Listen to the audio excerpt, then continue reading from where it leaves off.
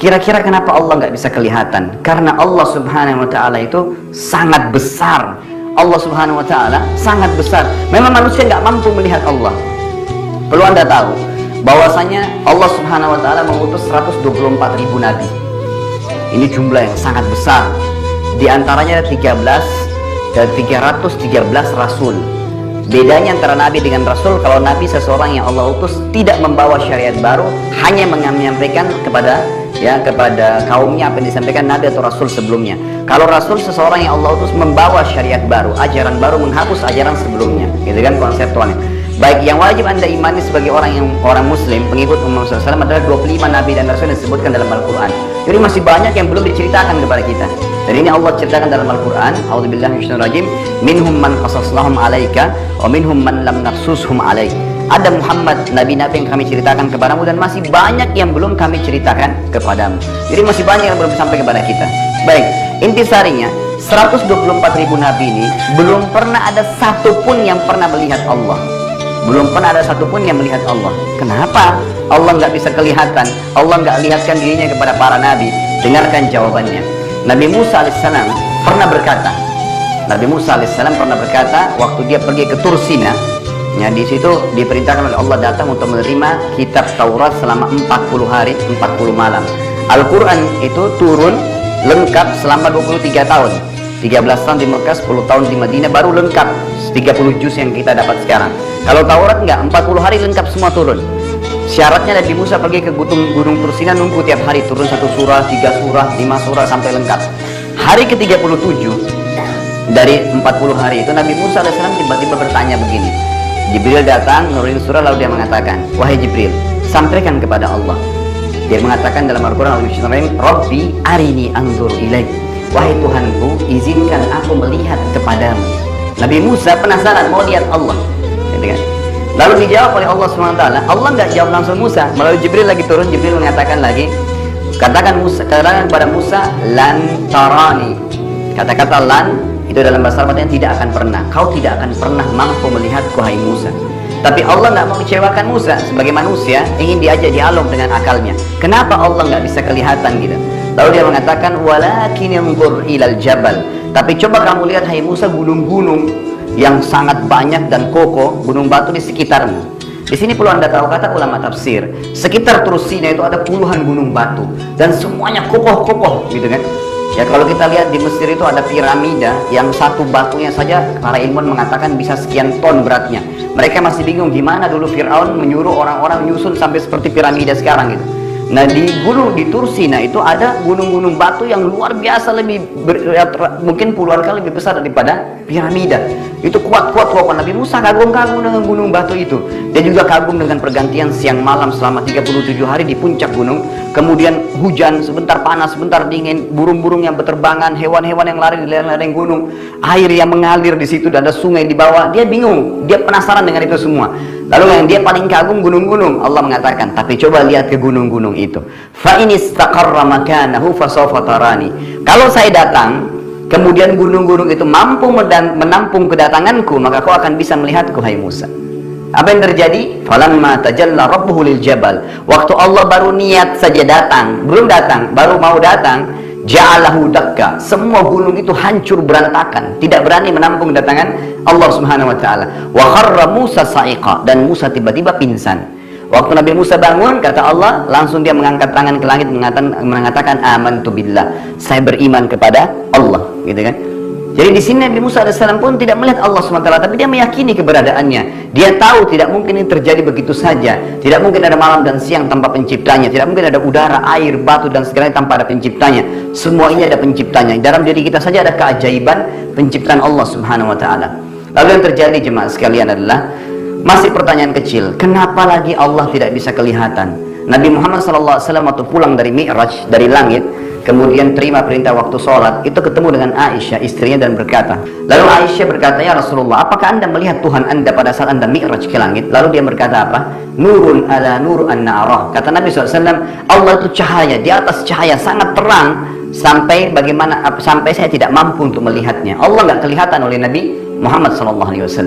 Jadi tidak kelihatan juga Allah SWT oleh Nabi SAW. Tapi mereka mengimani keberadaannya, karena memang tidak ada Tuhan selain Allah. Kita tarik lebih jelasnya lagi. Ada dua raja besar di muka bumi ini yang mengaku sebagai Tuhan, dan mereka menguasai setengah dunia.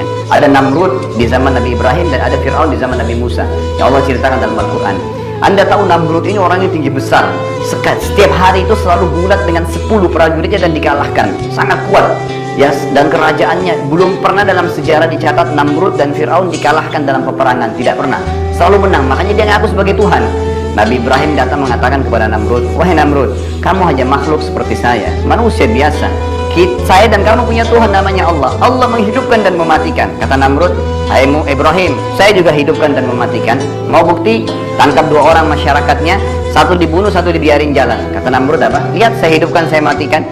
Ini kebodohannya, karena menghidupkan itu dari sesuatu yang tidak ada menjadi ada, dari telur yang cair menjadi anak ayam, gitu kan? Dari sperma sama sel telur jadi manusia kayak kita, bisa lari-lari, bisa loncat-loncat. Nah, itu menghidupkan. Ya, dari sesuatu biji dilempar di taman, tumbuh pohon pepaya, itu menghidupkan kan? Tidak ada. Ini cuma ditangkap, dibunuh, yang satu dibiarkan hidup. Dia bilang, "Saya hidupkan, saya matikan." Lalu Nabi Ibrahim AS mengatakan kalimat yang akhirnya membuat Namrud nggak bisa ngomong. Apa yang dia bilang? "Hai Namrud, Tuhanku dan Tuhanmu Allah setiap hari memindahkan matahari dari timur ke barat, setiap hari. Apa kamu bisa?" Namrud nggak bisa ngomong. Mau bilang apa? Rambut aja yang tumbuh di kepalanya dia nggak bisa bilang dia yang tumbuhin, gitu kan? Bagaimana caranya dia mau mengatakan pindahin matahari? Nggak mungkin. Ini dalam diri dia saja gitu, dia nggak bisa apa-apa. Lalu Anda tahu apa yang terjadi? Allah hinakan Namrud, mati dengan seekor lalat. Udah tahu belum kisahnya itu? Ya. Seekor lalat yang membunuh Namrud loh, badannya besar. Setelah dia bakar Nabi Ibrahim tidak bisa terbakar, gitu kan? Karena kekuatan akidahnya. Waktu Nabi Ibrahim AS dilempar, jadi waktu dilempar, ya Nabi Ibrahim AS begitu mau tiba di api yang dibakar Namrud, lalu Jibril AS datang. Jibril mengatakan, "Wahai Ibrahim, apa kau butuh bantuan saya?" Kata apa? Kata Nabi Ibrahim AS. Perhatikan, Jibril yang datang ya. Dia mengatakan, "Wahai Jibril, kalau kepadamu saya nggak butuh, tapi kepada Allah saya butuh." Jibril ditolak bantuannya oleh Nabi Ibrahim AS. Maka Allah jadikan api itu dingin dan keselamatan bagi Ibrahim. Setelah itu Nabi Namrud Allah matikan dengan seekor lalat. Jadi ternyata setelah dia sombong, dia penasaran gimana lagi nih Ibrahim harus dibunuh, dibakar di api nggak mempan. Dia terus pikir untuk membunuh Ibrahim AS. Lalu Allah utus kepadanya seekor lalat saja yang hinggap di hidungnya. Dia usir, pergi, datang lagi. Usir, pergi, datang lagi. 3 hari mati gara-gara itu. Nah, ini kisah nyata loh. Namrud mati gara-gara seekor lalat. Dia mau apain seekor lalat? Mau ditebas pakai pedang? Nggak bisa. Mau pakai prajuritnya ribuan orang? Nggak bisa. Allah hinakan, membunuh dengan seekor lalat, gitu. Itu luar biasanya. Fir'aun sombong, mengaku sebagai Tuhan, lalu Allah tenggelamkan di lautan. Air yang dia bisa berenang, bisa dia minum, akhirnya tenggelam, nggak bisa buat apa-apa. Mati, Allah kekalkan jasadnya. Seperti itu keadaan mereka, orang-orang yang tidak beriman. Dengan jemaah sekalian, kenapa Allah nggak bisa kelihatan? Kalau Anda pernah dengar riwayat Nabi Muhammad SAW waktu pulang dari Gua Hira, menerima pertama Iqra bismi rabbikal ladzi khalaq, itu selama 40 hari, 40 malam nggak bisa bangun dari ranjang, gemetaran ketakutan. Tahu alasannya kenapa? Dengarkan hadis dalam riwayat Bukhari. Kata Nabi SAW, "Telah datang kepada saya Jibril dengan poster aslinya sebagai malaikat. Dimanapun saya melihat atau memandangkan pandangan saya ke timur, ke barat, ke utara, ke selatan, di langit, di sana saya temukan badan Jibril memenuhi langit. Dan Jibril dikaruniai oleh Allah 600 ekor sayap, yang kalau satu sayapnya dikebaskan bumi ini maka akan hancur bumi ini." Itu Jibril alaihissalam. Nabi Muhammad SAW gemetar 40 hari berbulan karena melihat itu. Ketakutan luar biasa gitu. Itu baru Jibril alaihissalam. Ya, jadi manusia memang, kata para ulama, kalau Allah perlihatkan malaikat mungkin bisa mati.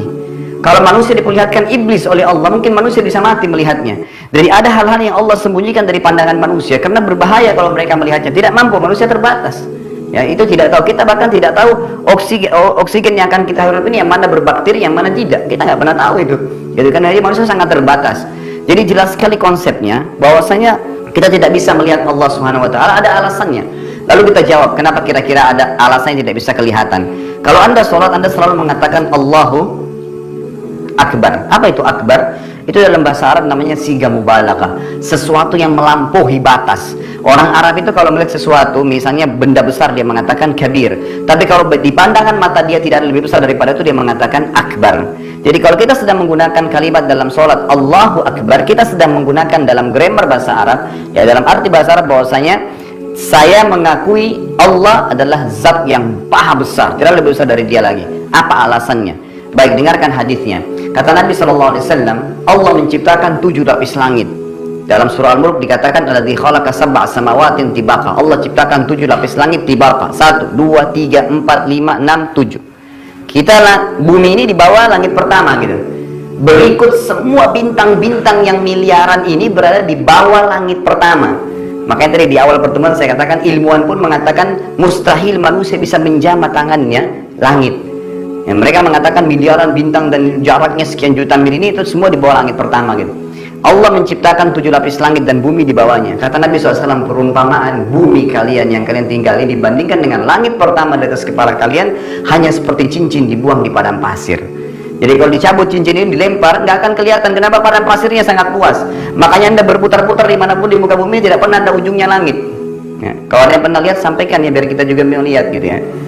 Jadi nggak kelihatan, begitu terus. Kenapa? Karena sangat besar gitu. Kita aja dibanding dengan Jupiter atau matahari itu sudah sangat kecil seperti debu saja. Apalagi kalau mau dibandingkan dengan alam semesta. Lalu kata Nabi SAW, di atas langit pertama dan langit kedua, digabung antara langit pertama dengan bumi, besarnya hanya seperti cincin dibuang di padang pasir. Langit ketiga juga begitu, kedua, satu dan bumi digabung, tiga-tiganya hanya seperti cincin dibuang di padang pasir. Sampai langit ketujuh, langit ke-6, 5, 4, 3, 2, 1 dan bumi, tujuh-tujuhnya digabung, dibanding langit ketujuh hanya seperti cincin dibuang di padang pasir. Lalu di mana kita berada nih? Bumi ini saja sudah sangat besar. Kita kalau punya tanah 1000 kali 1000 meter sudah sangat luas bagi kita di muka bumi ini. Bagaimana dengan alam semesta? Dan langit ini dipenuhi dengan malaikat. Dipenuhi dengan malaikat. Malaikat ini Bapak Ibu sekalian ada yang sifatnya nama kelompok, ada yang nama individu. Kalau nama individu seperti Jibril, Mikail, Israfil itu cuma satu malaikat. Jibril cuma satu, Israfil cuma satu, Mikail nggak ada kelompoknya. Tapi ada nama malaikat yang kelompok seperti Raqib dan Atid. Itu nama kelompok, Munkar dan Nakir. Artinya di bawah Raqib ada miliaran malaikat, di bawah Atid ada miliaran malaikat. Bayangin kalau setiap manusia ada Raqib dan Atidnya, kita jumlahnya sekarang 5 miliar manusia. Berarti Raqib Atid saya sudah 10 miliar. Kalau ada tiba-tiba orang meninggal, 1 juta orang kena tsunami, Munkar Nakirnya banyak, di bawah Munkar banyak malaikat, di bawah Nakir banyak malaikat. Bukan cuma 2 orang itu nyanyi sana sini gitu. Emang sudah begitu, ya, ada kelompoknya. Iya, jadi sekarang ya di langit ini penuh dengan malaikat. Kata Nabi Muhammad SAW, waktu saya sedang mi'raj ke langit, ya, terjadi Isra Mi'raj, saya sedang mi'raj ke langit, saya tidak menemukan 1 jengkal pun tempat di langit atau 4 jari di langit itu kecuali saya temukan malaikat yang sedang sujud atau rukuk.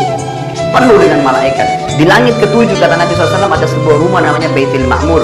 Di tiap hari ditawafi oleh malaikat 70.000 malaikat pergi, tidak akan pernah kembali selamanya.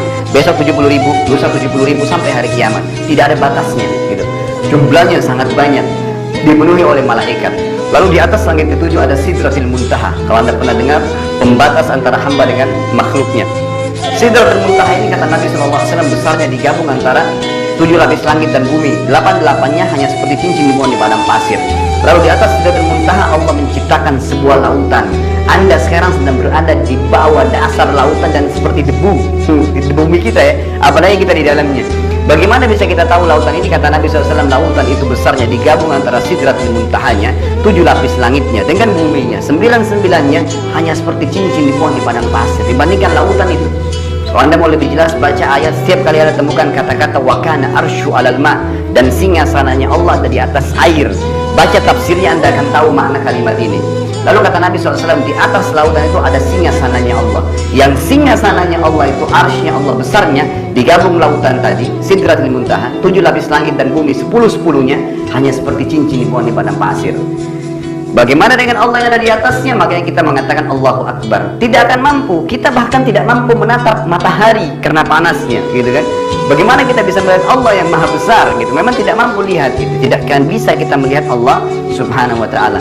Makanya kalau Anda sering hafal waktu masih kecil untuk mengusir syaitan, kita baca ayat apa? Apa itu ayat kursi? Kursi itu bukan tempat duduk seperti bahasa Indonesia ya. Tapi kursi itu bahasa Arab artinya tempat pijakan kaki raja di singgasananya. Jadi kalau singgasana raja diinjak pijakan untuk naik ke atas, itu namanya kursi. Apa yang Allah katakan? Wasi'a kursiyu Wasi'a itu artinya telah meluas, telah menutupi. Kursiyuhu, tempat pijakan kakinya dia, Allah, as-samawat, seluruh langit, wal ard, dan bumi ini. Tiap hari Anda baca ayat kursi nggak tahu artinya kan? Nah ini luar biasa ini. Makanya kalau baca ayat kursi setan lari itu biasa, bukan cuma lari, bisa terbakar dia kalau baca itu gitu kan. Karena menceritakan tentang pijakan kakinya Allah SWT yang menutupi seluruh langit dan bumi ini. Itu ayat kursi, tanda-tanda kebesaran Allah Subhanahu wa ta'ala.